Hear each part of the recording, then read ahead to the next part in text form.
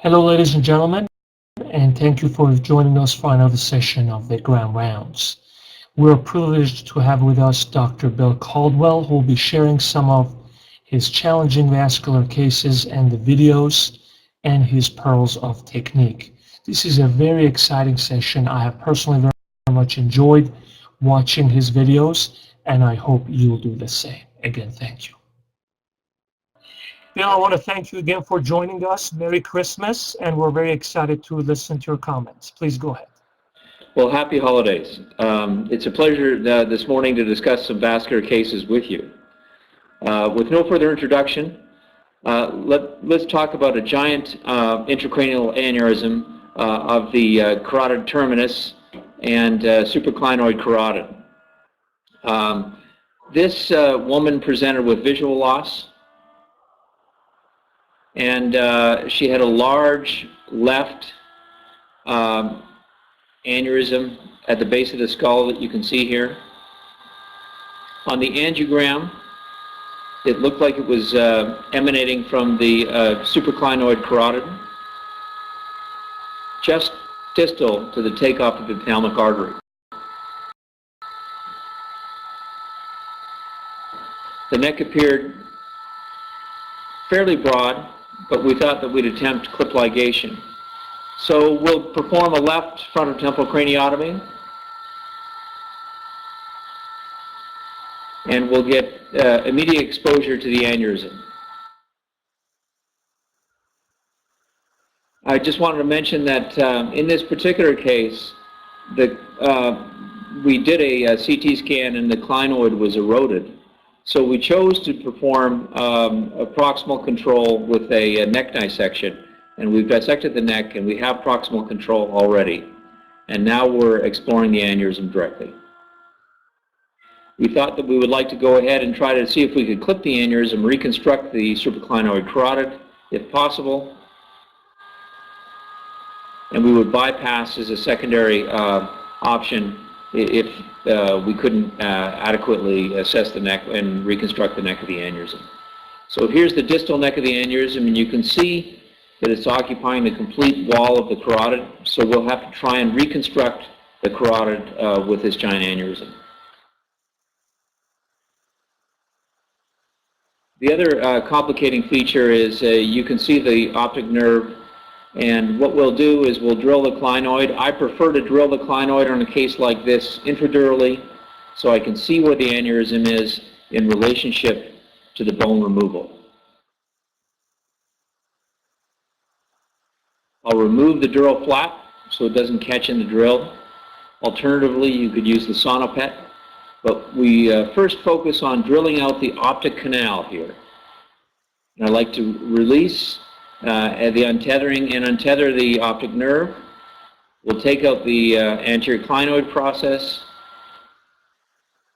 and then completely open up the distal dural ring to untether the proximal carotid artery.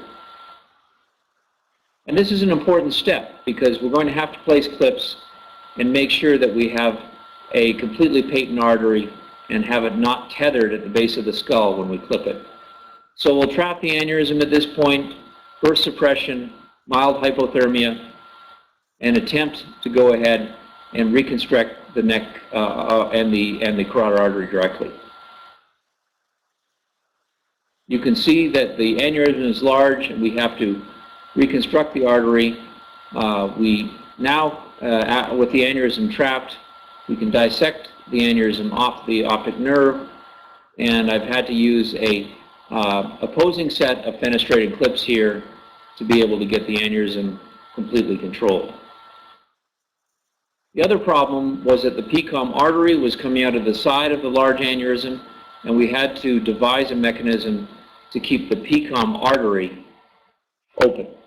So we're placing a series of fenestrated clips here across the neck of the aneurysm to get complete control of the aneurysm, construct a new neck and a new artery, and then preserve the PCOM artery coming out of the neck of the aneurysm. And what we'll do here is we purposely left a little dog ear on the aneurysm, and I'm there cross-clamping the dog ear with a small additional clip to maintain patency of the PCOM artery. ICG angiography, and here we demonstrate that the PCOM is filling as well, and the carotid is nicely reconstructed. So we were happy with this reconstruction. We felt we did not need a bypass, and you can see the artery is filling nicely. And she did very well postoperatively, and her vision actually improved. This is a 50-year-old woman with visual loss and headache. She had a CTA, which demonstrates a giant, partially thrombosed aneurysm of the very proximal carotid in the ophthalmic segment. And you can see here in the lateral view that the aneurysm is partially filling.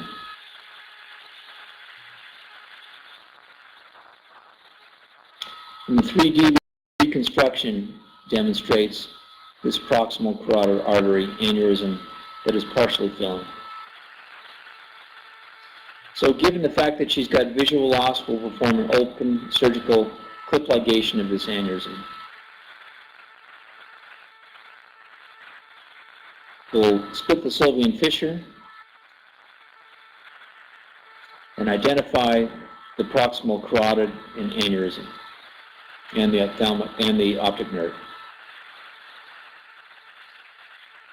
So we carefully dissect the optic nerve from the proximal part of the aneurysm. And our goal here is to decompress the nerve in the canal early in the case. We're dissecting around the lateral aspect of the aneurysm. In these cases, I prefer to control the carotid in the neck. We placed a vessel loop around the internal carotid. We'll bring down the dural flap over the anterior clinoid process and proceed with clinoid drilling. I prefer to do this intradural, given the fact that I can identify the nerve and the aneurysm at the same time. So we'll then drill the clinoid and open up the distal dural ring to clearly identify the proximal neck of the aneurysm. We'll proceed with trapping of the carotid at this point in the aneurysm by cross-clamping the carotid in the neck and then placing a temporary clip just distal to the aneurysm in this fashion.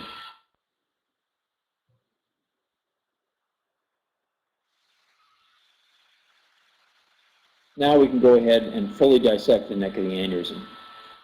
We're sharply dissecting the dural attachment along the lateral aspect of the aneurysm.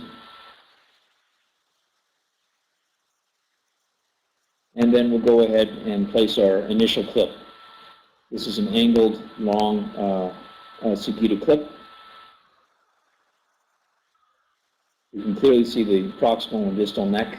I'll open the aneurysm now and remove the thrombus to allow us to decompress the mass and more carefully review the clip placement of the neck, on the neck. The aneurysm neck is very calcified, so I'm using a small clamp to crush the neck, and we'll place a tandem clip on top of the initial place clip. So we'll go ahead and release the flow, and the problem that we have with this aneurysm is it's calcified in the neck, and so it's not, the clips are not including the neck, the aneurysm neck completely.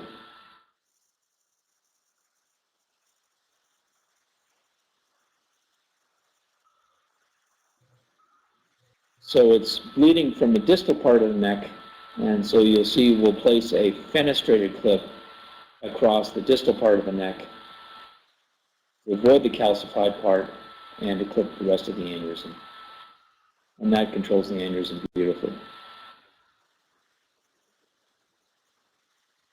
So we'll check a Doppler and an ICG angiogram to demonstrate that the carotid is flowing well, and then we'll close the area where we remove the anterior clinoid process with muscle and fibrin glue to avoid a CSF leak, and proceed with general closure. She did well and her vision was preserved. This is a 59-year-old female with a giant left cavernous carotid aneurysm. She presented to an outside institution at this point with retroorbital headache. She was treated with coiling of the aneurysm, and you can see they've done a reasonable job, and they've packed the coils fairly tightly in most of the aneurysm, but the neck is fairly loosely packed. And then over the next 6 months, she develops increasing headache, retroorbital pain, and a new 6th nerve palsy. And you can see that the aneurysm is regrowing from the neck. And we felt at this point we would like to get rid of the mass and try to decompress the cranial nerves in the hope of improving the 6th nerve palsy. And then we felt that we would bypass the carotid in this case because she failed her balloon occlusion test. Left frontotemporal approach, we've trapped the carotid and we're removing the coils from the aneurysm to decrease the mass. This is done under hypothermia. As I said, she failed her balloon occlusion test, so we're going to go ahead and bypass the carotid. And we'll do an extracranial carotid external to saphenous vein, and then a saphenous to M3 branch here. Endoside anastomosis under hypothermia, burst suppression on the EEG, and anticoagulation. We verify now that the bypass is patent. We do an ICG study. And then now we can formally trap the region of the aneurysm, and flow has been reconstituted. So this is an interesting case. This is a fusiform aneurysm in a male who had a subarachnoid hemorrhage. You can see the subarachnoid hemorrhage epicenter is down in the posterior fossa, adjacent to the vertebrobasilar junction. Also, interestingly on this case, you can see that there's an acoustic neuroma or a vestibular schwannoma that's present within the field of the subarachnoid hemorrhage. So we went ahead and did a CTA study looking for the source of the subarachnoid hemorrhage, and we identified a fusiform aneurysm at the takeoff of the pica.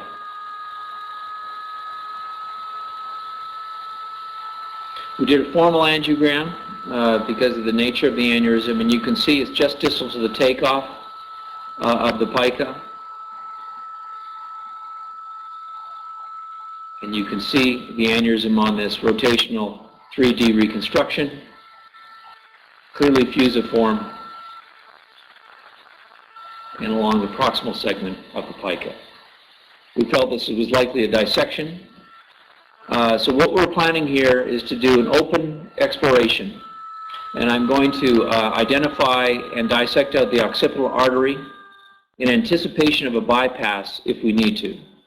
So what we'll do is we'll explore the aneurysm, and if we can reconstruct the artery, fine. If we can't, then we'll do an occipital to pica bypass.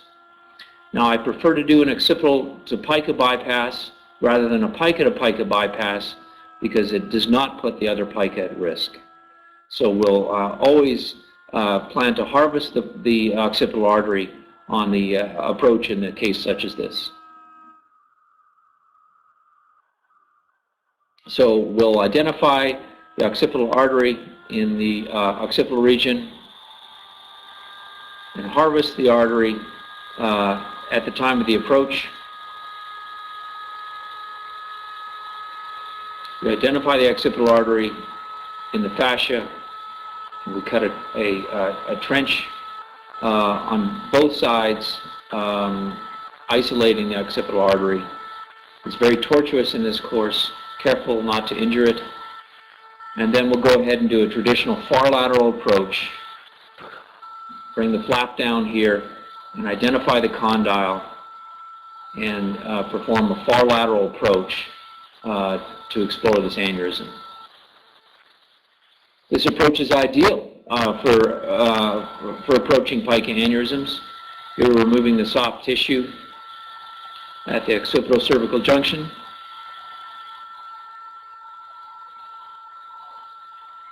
We'll identify the vertebral. We'll open up the dura just adjacent to the vertebral artery as it enters the dura. And you can see when we're opening the dura here, the extensive subarachnoid hemorrhage.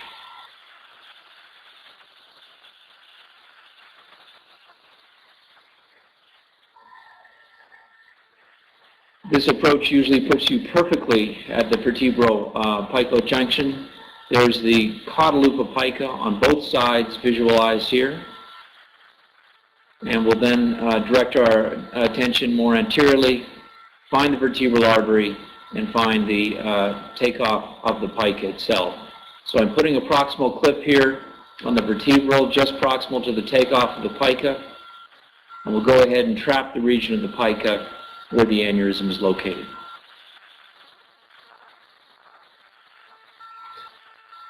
As I mentioned, these, I think, are the genesis of these aneurysms, mostly likely dissection. So we'll place, we had room for a clip proximal to the aneurysm here. So we'll go ahead and trap the aneurysm and place a clip on the caudal loop as well.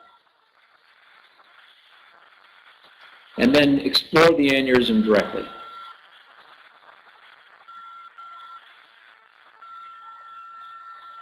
Now, the only way to reasonably repair this aneurysm is to either exclude it from the circulation or clip wrap it. And what we'll do here is we'll explore it and see if it's appropriate for clip wrapping. I prefer to clip wrap if possible because it saves the perforators coming off that segment instead of trapping the aneurysm. And what we'll do is we'll take some muslin here, pass it around the artery, and gently clip wrap it.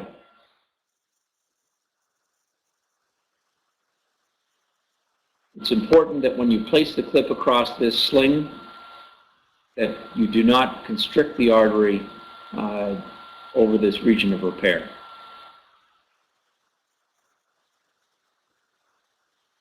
So what we'll do is we'll take the temporary clips off and assess the flow through the pica.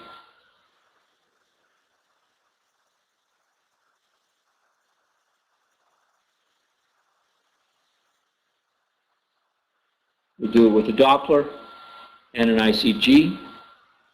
In this case, the flow was excellent, and this was a satisfactory repair. We did not need to perform the bypass. So this is an unusual case. This is a 11-week-old infant who was injured by a falling television set and suffered a traumatic subarachnoid hemorrhage. You can see the right sylvian fissure and temporal blood. So a formal angiogram was performed here, which demonstrates a likely traumatic aneurysm at the takeoff of the anterior choroidal artery. So what we'll do is we'll explore this directly. We try to preserve the carotid if we can. So this is a hole in the wall of the artery, and we'll trap the area directly. So we're putting a clip both proximally and distally to the region of the choroidal. Trap the area and explore the injury. You can see the hole in the wall of the artery here is starting to bleed. It's right at the takeoff of the choroidal, and we'll go ahead and perform a direct repair of that tear in the artery. This is a 9-0 suture, and we'll repair the hole directly. We'll take off the clips, and the flow is satisfactory. I also took the additional precaution here to wrap some muslin around the area of injury to scar the area more sufficiently. And here's the post-op angiogram, which shows an excellent repair. So this is a carotid-saving procedure. So this is a simple ruptured MCA aneurysm. And I show this case as a 43-year-old woman presenting with an acute onset of severe headache and no focal neurological deficit on exam. She had a a subarachnoid hemorrhage with a little bit of right side preponderance, you can see, and a CT angiogram shows a middle cerebral artery trifurcation aneurysm.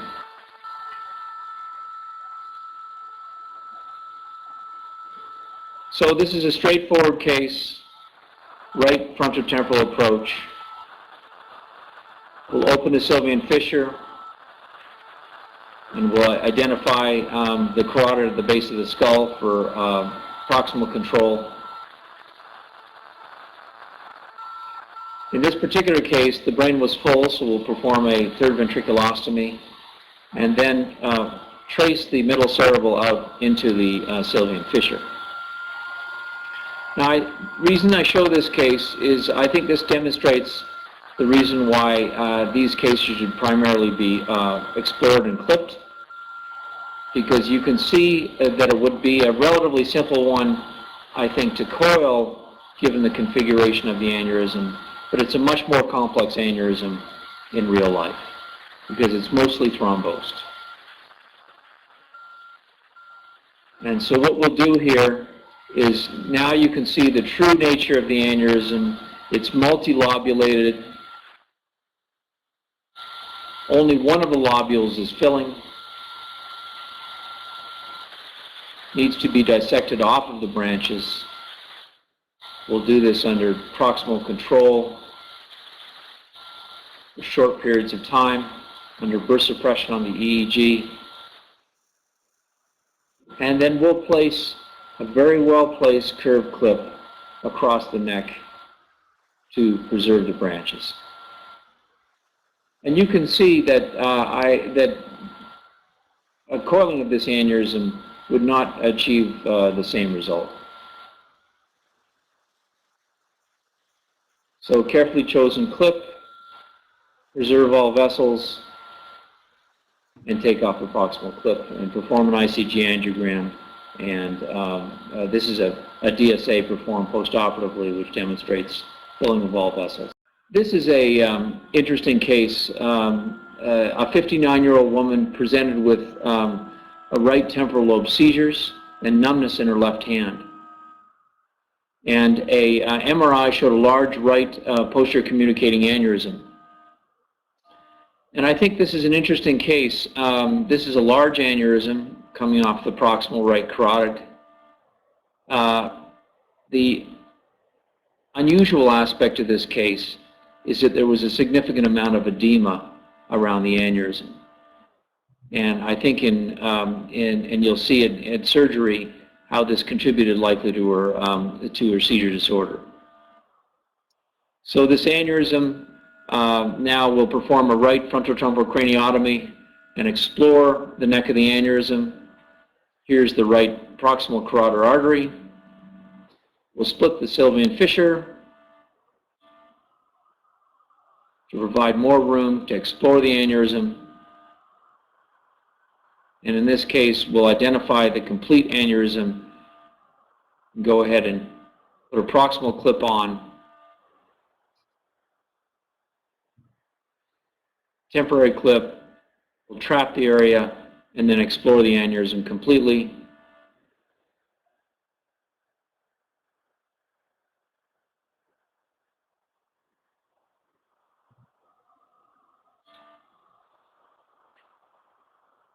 This is a very large aneurysm, much larger than the filling on the MRI would suggest. And you can see the evidence of hemosiderin around the aneurysm and the inflammation in the brain around this. These larger aneurysms appear to be inflammatory around the area and causing a lot of edema. So we'll go ahead and clip the aneurysm, and her postoperative MRI shows complete resolution of the edema, and her seizure disorder was much easier to control. Here's her postoperative scan. You can see the edema has settled down. And I think it's an interesting question on these large aneurysms. They're active in an inflammatory sense with the brain around it.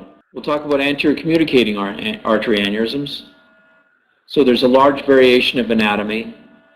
We must choose the side of the craniotomy very carefully based on the filling of the aneurysm, the site of the hemorrhage, etc. And be aware of the projection of the aneurysm and the approach, and then we'll use a possible gyrus rectus corticectomy if we need to enhance the exposure. Now, it's been known for a very long time, almost a century, the variations of the anatomy of the anterior communicating artery. And there's often these variations that are associated with aneurysms, we think, in contributing to the unequal flow and the genesis of the aneurysms in this location. Here's one example of a variety of aneurysm or of variations of the anterior communicating artery that you could see. So our corridor is usually a frontotemporal corridor, although we use interhemispheric occasionally on a very large aneurysm. And we have to, I think, in anterior communicating artery aneurysms, is use all of our techniques for exposure, often using fenestrated clips and varying clip patterns and modalities to close the aneurysm properly. So here's a 60-year-old woman with a history of subarachnoid hemorrhage with a clipped ACOM aneurysm in 1995. She now has progressive growth and filling of an ACOM aneurysm. And so this is a recurrent case, and I'll show you the surgical video. Here's our setup. We'll use the previous craniotomy, explored from the right side.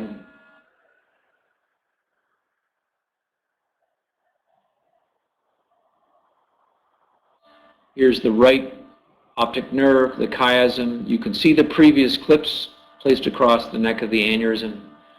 And the aneurysm has occurred adjacent to the previous clips.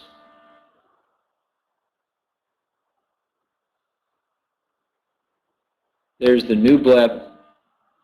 So what we'll do in this case is we'll completely dissect out the communicating complex. We'll remove the previous clips and then reclip the entire complicated aneurysm here. Proximal clips in place on both A1s.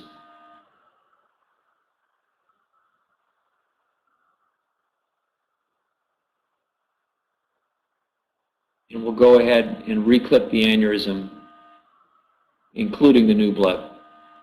Now, in this particular case, we clipped off the ACOM because we felt that we couldn't clip the aneurysm satisfactorily and leave the ACOM open. And so we'll check flow with an ICG in both vessels and make sure they're open at the end of the case. And here's an interesting case of a 53-year-old male with a subarachnoid hemorrhage.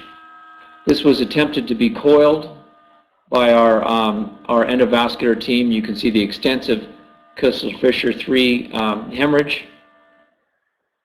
An ACOM predominantly filling from the right side.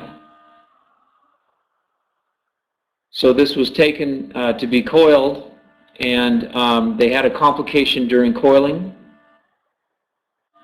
where the coil dislodged and flowed distally into the right A2, and you can see it on this projection. Now, the other complicating feature on this patient is he had no vertebral arteries, and so he was filling his posterior circulation through the carotid circulation, through these fetal PCOMs, and he ended up with infarction in his posterior circulation following the procedure. Right side approach, gyrus rectus removal. Explore the region of the aneurysm, and you can see the coil in the aneurysm extending up into the distal A2. So under temporary occlusion, we'll remove the coil completely and then simply clip the aneurysm. We'll check flow with Doppler plus an ICG. Everything's filling, and the aneurysm has been successfully treated.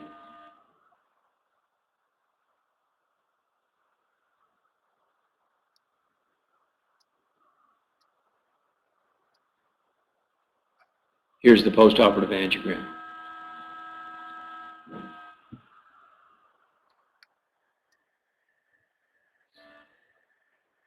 So this is another complication of coiling.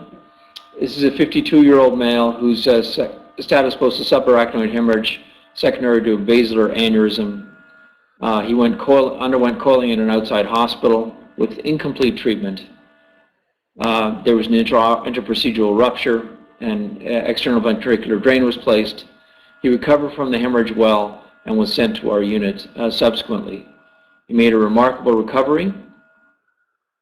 Neurologically was intact, with the exception of a partial left third nerve palsy from his coiling in his aneurysm, and he has slight imbalance on tandem gait. So the aneurysm now is partially coiled.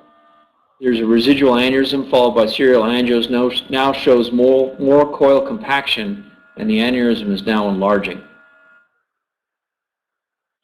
So here's the angiogram, and you can see distal basilar takeoff at the superior cerebellar, between the superior cerebellar and the posterior cerebral on the left side. Partially filling.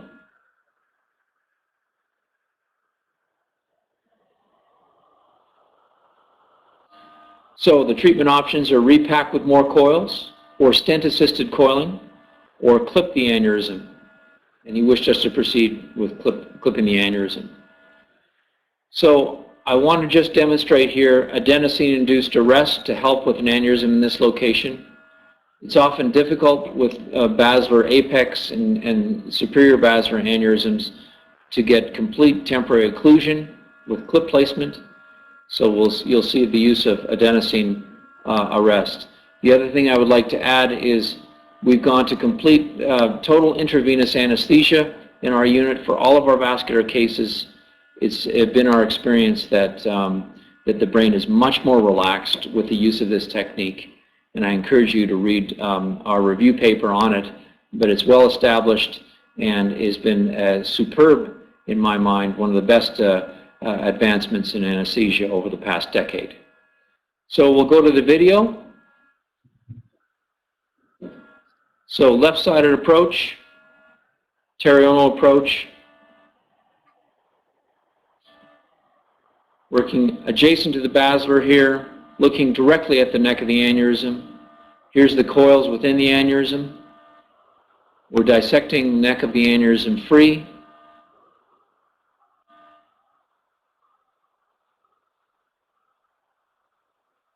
Here's the basilar artery here, the neck of the aneurysm that I'm dissecting now. And so we'll use adenosine for cardiac arrest. This gives you several seconds, up to a minute of cardiac arrest, and allows you to dissect out the neck of the aneurysm and soften the aneurysm well for these aneurysms in difficult locations. You'll see the aneurysm soften.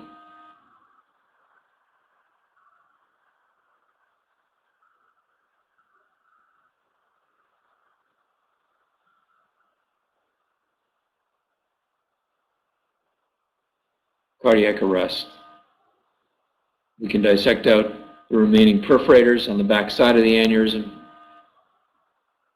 and then go ahead and pick a clip and clip the aneurysm during the arrest cycle.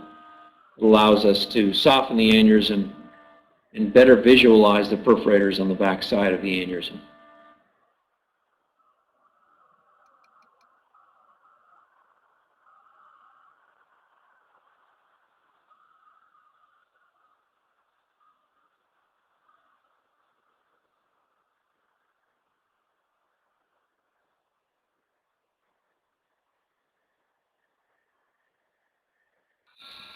So I'd like to just show a couple of bypass cases now. And as you know, the first bypass was really published by Yasser Gill and Pete Donaghy when they were in Vermont. And it was initially performed for a high-grade stenosis or occlusion of the ISA or middle cerebral artery. Now the major indications, especially since the COST trial, is related to tumors, aneurysms, or in some cases infection. So I think it's important that when we choose to bypass a patient, we have to decide exactly how much blood flow that we're trying to achieve.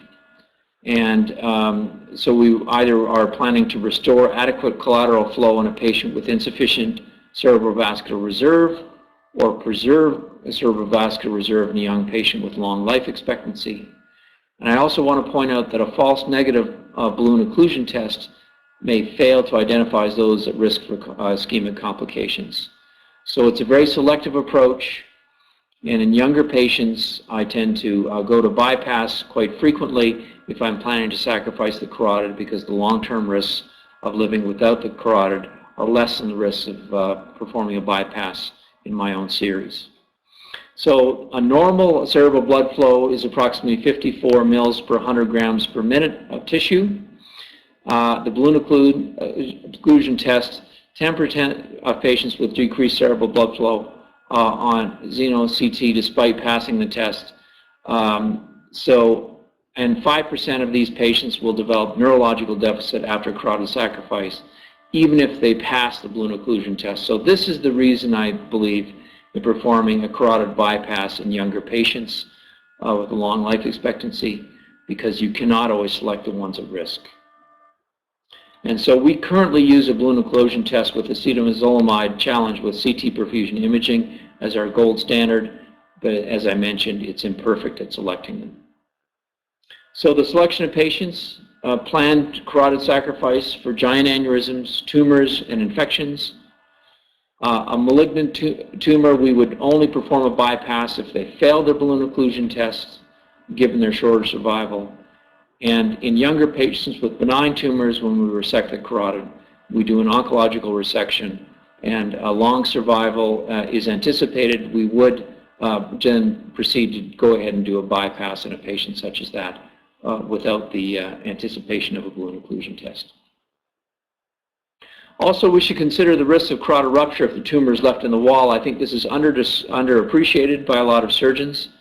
Up to 18% of patients in some cases occur with tumor invading the wall, and the risk of bypass is certainly less than the risk of a carotid rupture from tumor invasion. There's roughly 7% mortality and 17% morbidity with carotid artery sacrifice.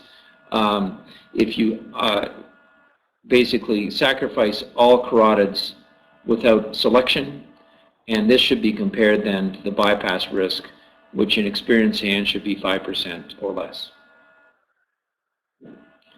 So when we talk about ICA reconstruction with interpositional bypass grafts, I think Thor Sundt is really the pioneer of this.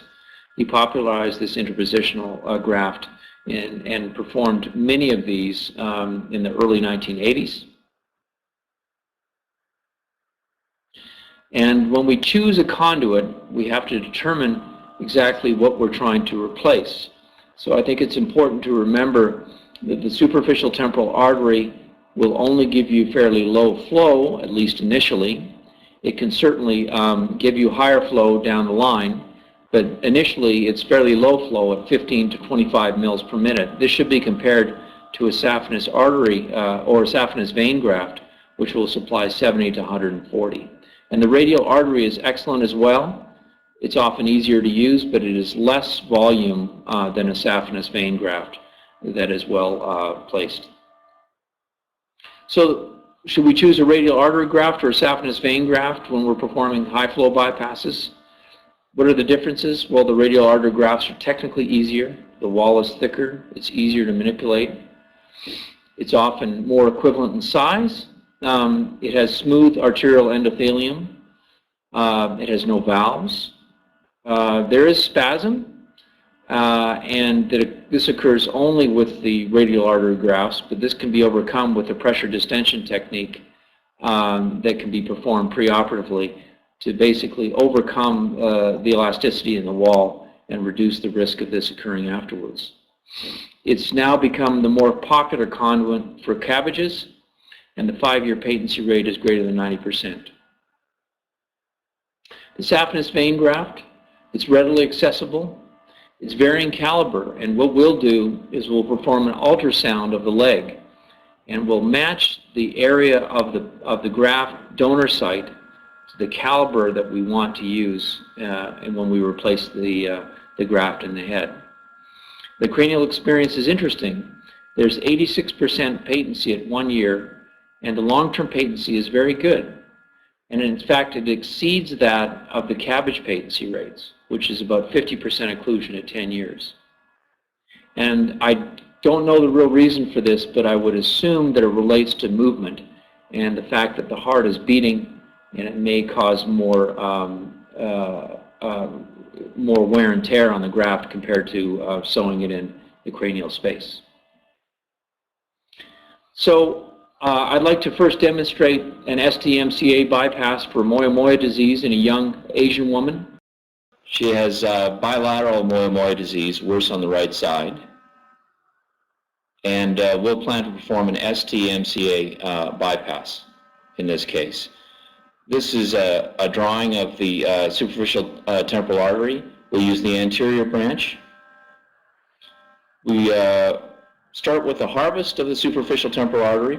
We'll be very careful and identify the artery along its course with Doppler.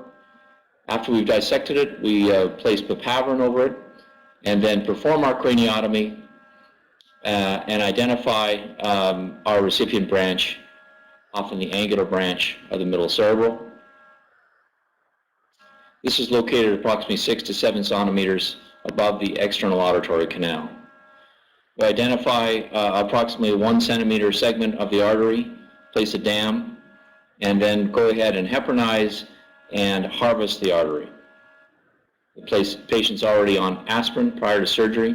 You can see the temporary clip on the proximal pedicle. We'll then clean the distal part of the pedicle, free of adventitia, very carefully. Bevel the mouth of the artery, and then clamp the recipient artery and perform an arteriotomy.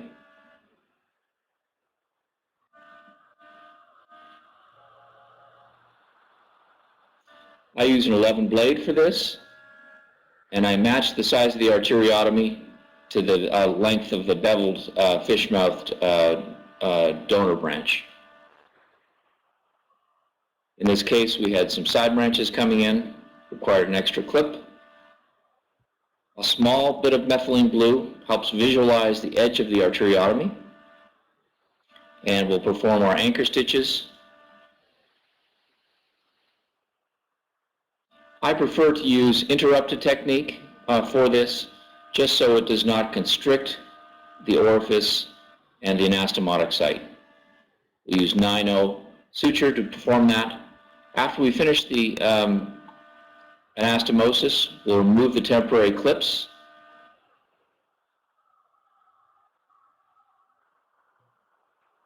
Document flow. And here we've got a small opening that we'll have to close with one single stitch.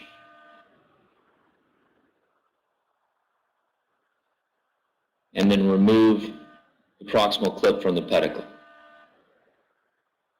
Some papaverin is placed, dilute papaverin is placed over the anastomosis.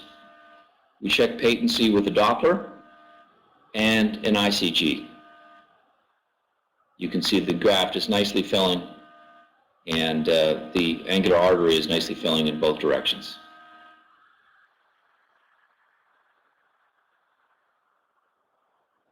Place a small piece of Surgicel around the anastomosis site, and then close the dura loosely around the pedicle. Be careful not to constrict the artery. And obviously we've made our burr hole in this location so the artery nicely goes through the burr hole. As you can see on the post-op CTA, the bypass is widely patent. Thank you very much. Thank you, Bill. Great case. So I just wanted to share some some of the lessons that I've personally learned over the years with bypass surgery. And that I now use high-flow bypass for acute carotid sacrifice exclusively. This is for reasons that I've had complications with trying to use an STMCA bypass to completely replace a middle cerebral artery flow in those patients with carotid sacrifice. And when I use interpositional high-flow bypasses, again, in a young patient, I prefer to bypass rather than risk the and avoid the risks of carotid sacrifice, because the bypass risk is less than the risk of sacrifice, even if they pass balloon occlusion test. If we perform an oncological resection of a low-grade tumor, we'll perform a bypass. With a high-grade tumor, we usually don't if they pass the balloon occlusion test. And then now I've gone to exclusively the recipient vessel being the M2 or M3 branch rather than the proximal carotid. And the reason for this is quite simple, is that if you bypass into the proximal carotid, you have to occlude the lenticulostriate flow at some point, unless there's very good collateral flow. And if the collateral flow is poor, then it's better to bypass into the M2 or M3 branch, because then you don't have to temporarily occlude the lenticulostriate flow during the time of the anastomosis. And then we watch the blood pressure perioperatively very carefully. And the reason for this is twofold, is that we really want to avoid hyperperfusion hemorrhage in these patients, and so we'll keep them on pressors or antihypertensive medications to try and control them in a very narrow range, because we don't want to drop the blood pressure inordinately post-op either, because they'll thrombose off their graft. So when we talk about high-flow bypass, there's basically 3 different mechanisms that we can do. We can do a cervical to petrous, a cervical to supraclinoid, petrous to supraclinoid, and a cervical to M2, which is just a variation of what we'll talk about subsequently here. So the cervical to petrous bypass was described some years ago, but I personally find this a bypass that we don't use very frequently. And the reason is because we often have pathology within the cavernous sinus that we're trying to bypass. So from the cervical region to the petrous, it's technically possible, and we can do this, but oftentimes you're bypassing pathology that is very rare in this location.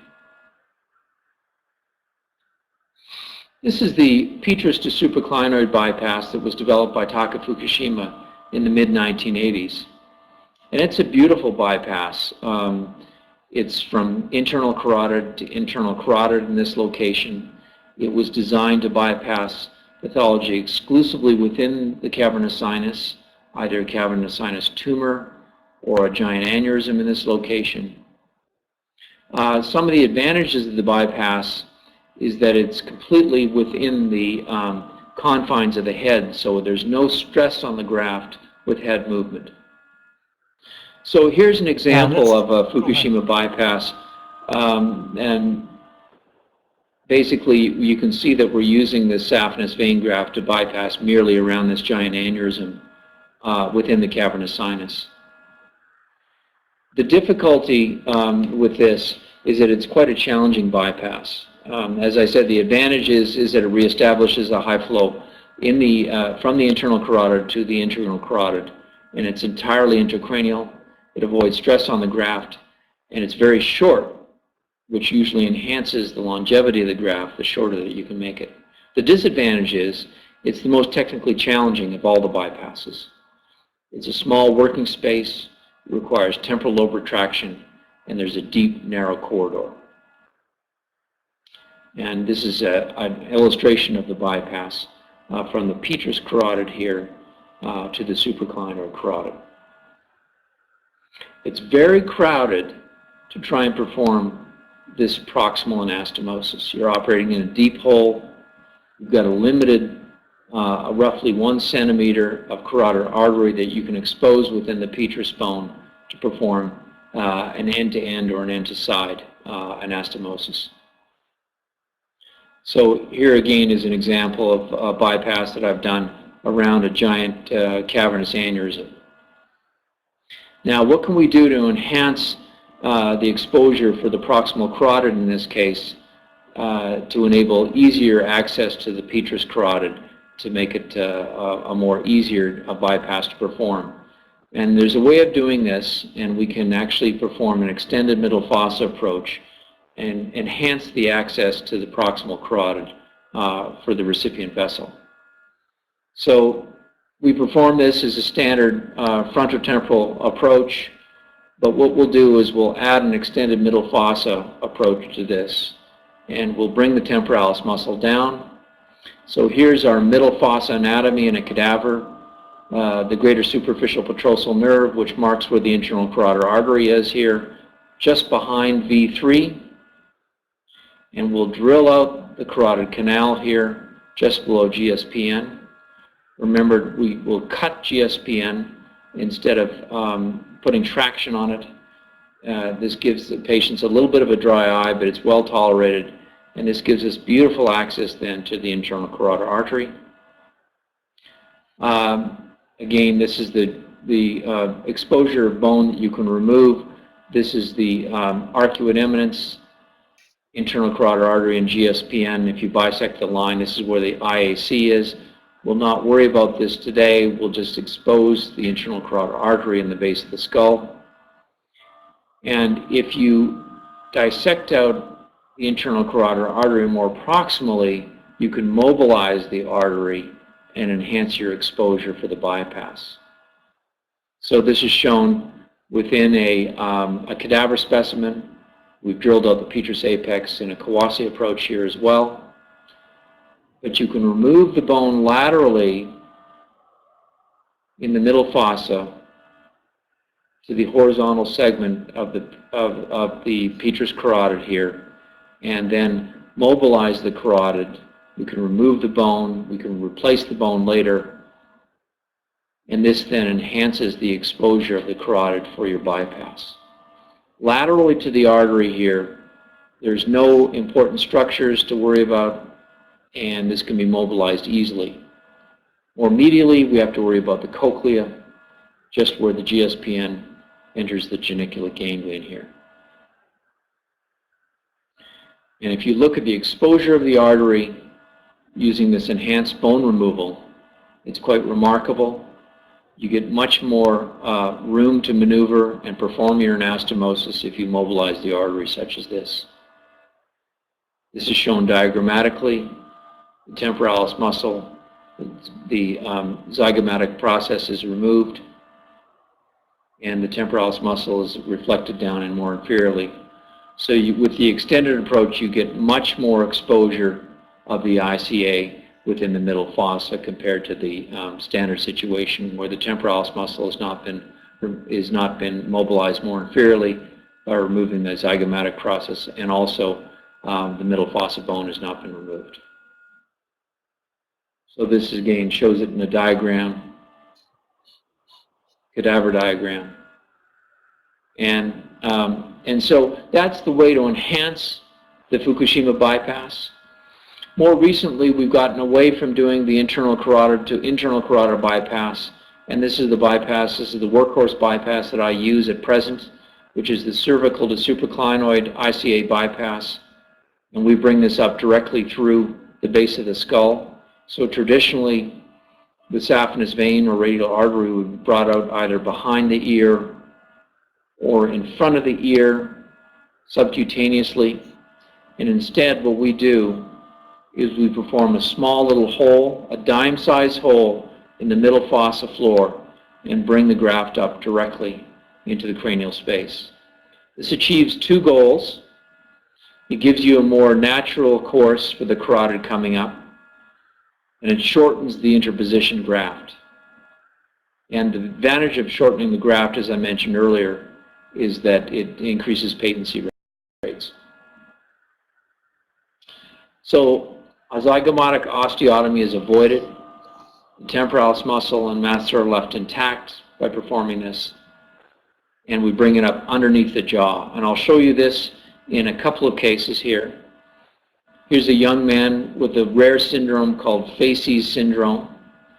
It's characterized by angiodysplasia on the one side, usually associated with some cardiac abnormalities as well. And these are the incisions that we use. He has a giant skull base aneurysm that you'll see an internal carotid artery that's extending and projecting into the sphenoid sinus. So we'll go ahead and perform the cranial incision and the neck incision, and then pass a tonsil clamp from the cranial space down into the neck. And then we'll use this to bring the bypass up directly or bring up through a chest tube. And so the bypass is brought up directly under the jaw, and this is very easy to do. We make a hole in the middle fossa floor. We feel under the jaw, under the angle of the jaw with our neck incision, and then advance the tonsil clamp. It's a very simple maneuver. Here you'll see us bring back a chest tube, and then we'll use this merely as a passer to pass the graft and bring it up directly through the base of the skull, and anastomose then usually to the M2 or M3 vessel. This can be done with a radial artery graft or a saphenous vein. See, the advantages are that you avoid kinking of the graft, and then you bring it up directly through the base of the skull. Here's another case, a 61-year-old male with this giant carotid terminus aneurysm. You'll notice on this particular aneurysm, this is at the bifurcation, and the anterior cerebral is coming out of the aneurysm, and the middle cerebral is emanating from the aneurysm directly. Here's the reconstructed 3D image. You can see clearly that the aneurysm is involving the bifurcation, and both the branches are coming directly out of the aneurysm. So we felt that we couldn't adequately reconstruct this well. So what we'll plan to do in this case is revascularize. The other complicating factor is that there was no ACOM demonstrable in this case at all. So we felt that if we sacrifice the aneurysm, that we would also sacrifice the blood flow to the anterior communicator or the anterior cerebral on the ipsilateral side. We could not demonstrate by cross-flow that the ACOM was open. So the plan here is to trap the aneurysm and then reconstruct flow both to the middle cerebral and to the anterior cerebral artery. And so what we'll plan on doing here then is going ahead and performing a high flow bypass into the middle cerebral first. And so this is the dime-size hole that we'll make in the middle fossa floor. This is placed just lateral to the foramen ovale. This is the infratemporal fossa that I'm exposing here. This is a right side approach.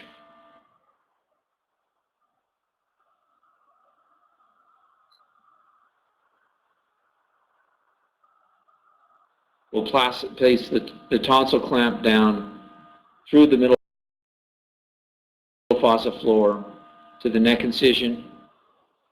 Bring the chest tube back up, or we could bring the saphenous vein back up. Either one, it's no problem. And then pass the graft through this area.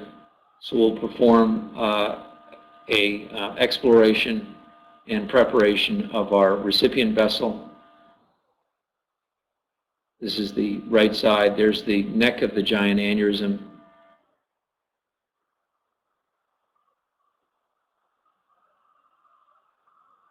So we'll prepare our middle cerebral vessel here. Go ahead and ligate the extracranial, the ECA, the external carotid, bring it down into the field, and perform an end-to-end anastomosis with the saphenous vein graft.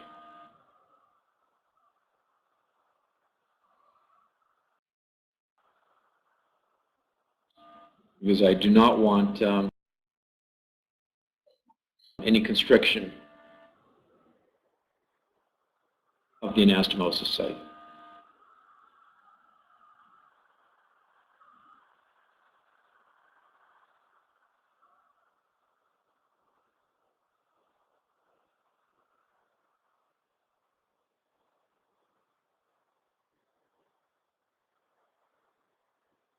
I also prefer to use the extracranial or the external carotid initially as our donor circulation, because we don't have to cross-clamp the internal carotid during this time.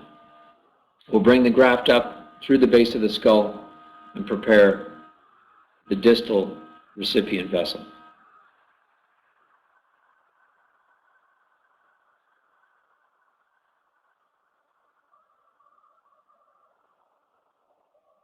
We'll size the artery to length and then suture in the graft using 9-0 suture. It's important here, we'll do this under burst suppression. I prefer to give heparin during the time of the anastomosis distally. And again, I use interrupted sutures to avoid the risk of constricting the anastomosis site.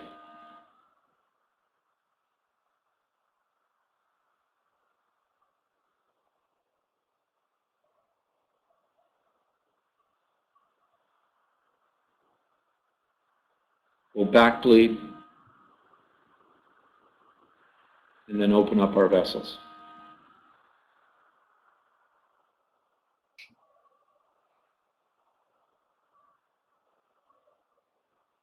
We'll then determine if our bypass is open and then proceed with trapping for the aneurysm. So here's the vessel in place coming through the base of the skull.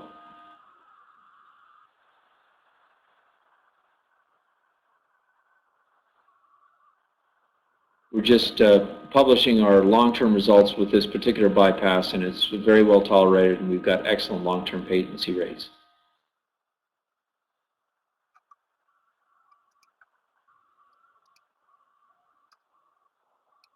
So in this particular case, because the circulations were completely isolated, we have to then go ahead and do an A3 to A3 bypass.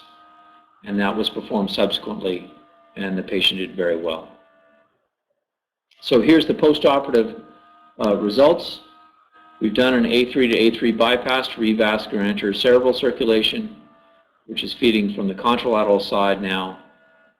We do an angiogram, and what we'll do now is just merely occlude the native carotid here, which is feeding only the aneurysm and the region of the carotid, and we'll now cross-clamp and trap the aneurysm completely. So we've revascularized the middle cerebral, we've revascularized the anterior cerebral, and now we'll go ahead and occlude the internal carotid. This is showing that the A3 bypass is feeding off the contralateral side now. And here's the CTA, which shows the appearance of the location of the submandibular graft coming up under the mandible here, intracranially, through a small opening. And here's the second case that I'd like to show you. This is this 13-year-old boy with Facey syndrome. This is his large aneurysm presenting into the sphenoid. We felt that we couldn't do anything with this but bypass around it, given the size and the location of the aneurysm. There was no endovascular option. So we went ahead and performed a submandibular saphenous vein bypass around this diseased artery at this location. So we performed an extracranial to saphenous vein to M2 bypass in this case. And then we were concerned about the takeoff of the ophthalmic artery in this case, given the fact that the ophthalmic was involved.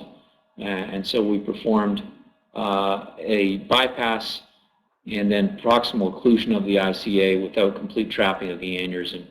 And then we felt that it would revascularize the ophthalmic if possible. So here's pictures of our bypass in place.